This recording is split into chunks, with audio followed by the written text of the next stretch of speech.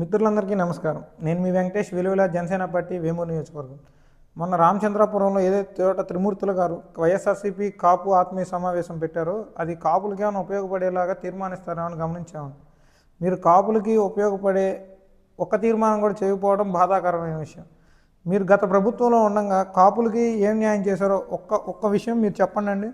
జక్కంపూడి రాజా గారు కాపు కార్పొరేషన్ చైర్మన్గా ఉన్నారు. ఏమైనా ఉపయోగపడ్డారా? కాపు నాయకులుగా మీరు ఇంతమంది కాపు పెద్దలుగా ఈరోజు సంబోధించుకుంటున్నారు.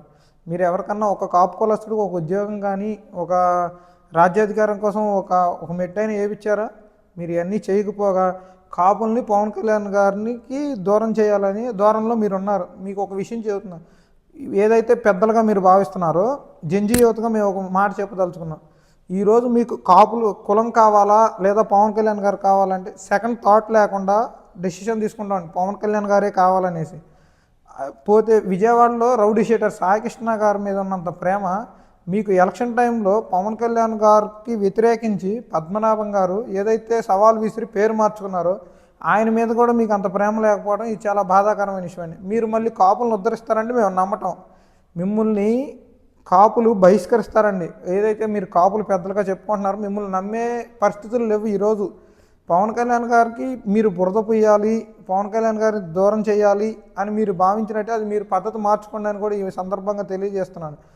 సాయికృష్ణ అనే రౌడీ షీటర్ గురించి అయితే మీరు చిన్న నాయకుడి నుండి పెద్ద నాయకుడి వరకు అందరూ దిగొచ్చి కూటమి ప్రభుత్వాన్ని బురదంట పోయాలని చూసారే.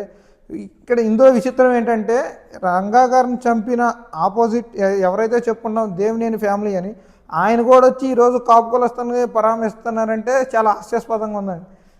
మీరు ఇవన్నీ ప్రజలు గమనిస్తున్నారు. మీరు ఎన్ని కుతంత్రాలు చేసినా ఎన్ని కుట్రలు చేసినా కాపులు మీకు దగ్గర అయ్యే పరిస్థితి లేదు, పవన్ కళ్యాణ్ గారికి దూరం అయ్యే పరిస్థితి లేదు అని ఈ సందర్భంగా తెలియజేసుకుంటూ సెలవు తీసుకుంటున్నాను.